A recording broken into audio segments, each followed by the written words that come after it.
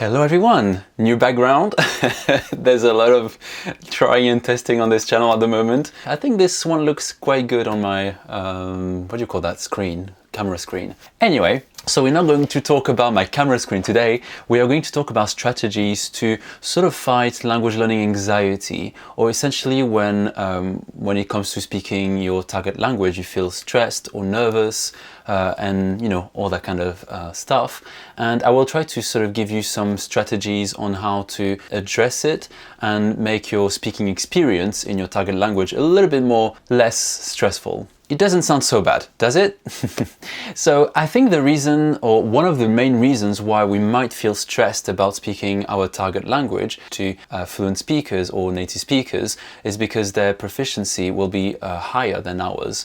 And I think there's also this idea that we feel like they will judge us and something really bad will happen when we speak our target language, especially at lower level, but probably also at intermediate and higher level. For example, I still feel sometimes self-conscious about my English, even though I think it's quite clear I'm perfectly fluent in English. Like, you know, I've lived in England for 8 years, I've studied extensively the English language, but still sometimes I feel like people are going to judge me. And it does happen, but we will look at that a little bit later on in the video. Okay, I know, sorry, that was a very long introduction, but hopefully what you will take away from this video is new ways of thinking about language, which hopefully will reduce or help you reduce your anxiety or stress when speaking your target language. So the first misconception, or we can call it mindset, is that it's about your proficiency, and that's not true at all.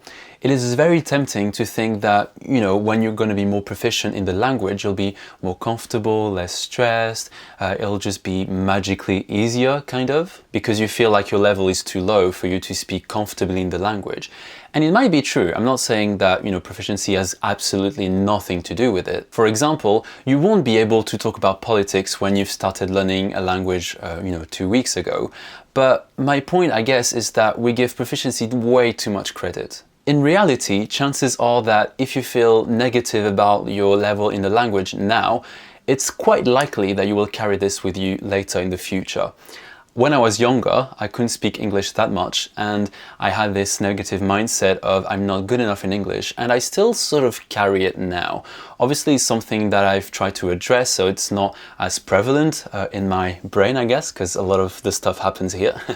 But I still have sometimes some leftovers of my lack of confidence. The way I've addressed this mindset is by addressing first the idea that we think we need to speak perfectly, whatever perfect means, the language in order to speak it. Think about, for example, all the foreigners you've spoken to in your life, in your native language or in a language you're fluent in. What did actually happen? Were you so confused that you had no idea what they were saying? Or were you actually able to understand most of what they wanted to say, if not anything? Yeah, sure, they made some mistakes, maybe their pronunciation wasn't perfect, but oftentimes they did manage to make sense, to get their message across. I think you should apply this to yourself as well. The fact that just because you don't speak perfectly doesn't mean that people will not understand you or anything really negative will happen. But don't worry, I will expand a little bit more on that in the next few points. So second point is fear of embarrassment. This one is great. I know it doesn't sound like it, but embarrassment is great. So embarrassment is not a pleasant feeling. I would say that it's highly uncomfortable and no one really wants to experience it. No one will ever tell you, oh my God, I just want to be embarrassed right now. So the way I try to sort of turn it around, you know, my fear of embarrassment, is by laughing at myself when I do get embarrassed. Truth is, in the grand scheme of things, being embarrassed by a little language mistake that you've made is really not a big deal.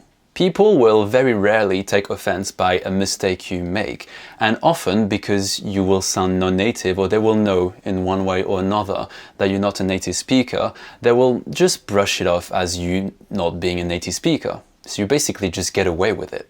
Even in the worst case scenario, you will embarrass yourself in front of complete strangers which you will never see ever again in your life. So it doesn't really have an impact on your life. And the worst reaction you could possibly get is not to be cast out by the country, city or whatever, but it's going to be people laughing at your mistake. And they're not laughing at you, they're laughing at your mistake. That's very different. And to be honest, like, language mistakes are really funny sometimes. And if they happen with friends, well, they're your friends. They're just gonna give you a bit of shit for it. But that's it, it's gonna be just banter. And you can laugh about it together. My colleagues do that all the time with me, and I love it. It's great. It almost sort of creates a connection between me and them because we have history, and I made a fool out of myself, and that's hilarious.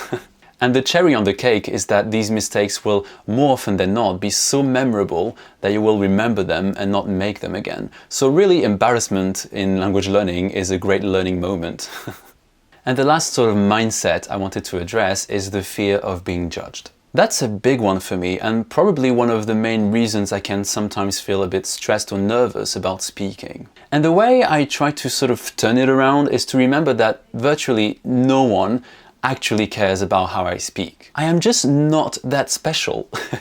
Okay, I know I'm kind of joking about this, but you get the idea.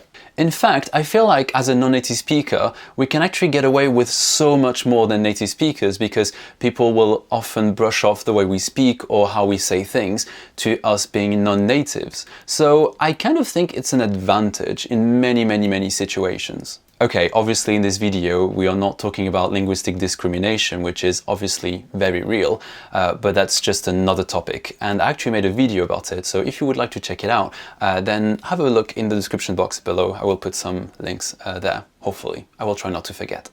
Okay, let's get back to talking about fear of being judged. So imagine the worst, very worst case scenario where someone actually judges the way you speak. It can happen. I sometimes get some negative comments on my channel saying that I sound weird, or I shouldn't call myself a linguist or polyglot because my English sounds weird. I don't know, whatever people say about my English, I don't really care anymore. But my point is that it doesn't matter what people say about my accent. They are just judgments.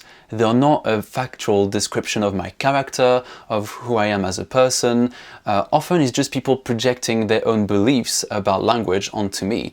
And God knows there's a lot of misconceptions around language and language learning and linguistics and all that stuff, which I'm aware of. So maybe that kind of helps me to not take things too seriously. But it's important to remember that some people will have very specific ideas about language. And as much as it's easy to say for me, you shouldn't let them get to you. They are just essentially opinions. And yes, I do think we should address them. They're not okay, by no means. But when people criticize the way you speak a language, take a deep breath and just remember, it's not about you, it's about them. That is it. That is it, guys. That's the secret. And remember that at least you're trying to put yourself out there, you're taking risks, you're getting out of your comfort zone, and these people might just be too uncomfortable to do any of that. So that's it for this video. I hope you found it useful and you like the new background. I'm still trying, but it looks quite good. I'm quite happy about it. Anyway, so if you enjoyed this video, then don't forget to put a like and subscribe if you're not already subscribed to this channel, and I will see you next week. Bye!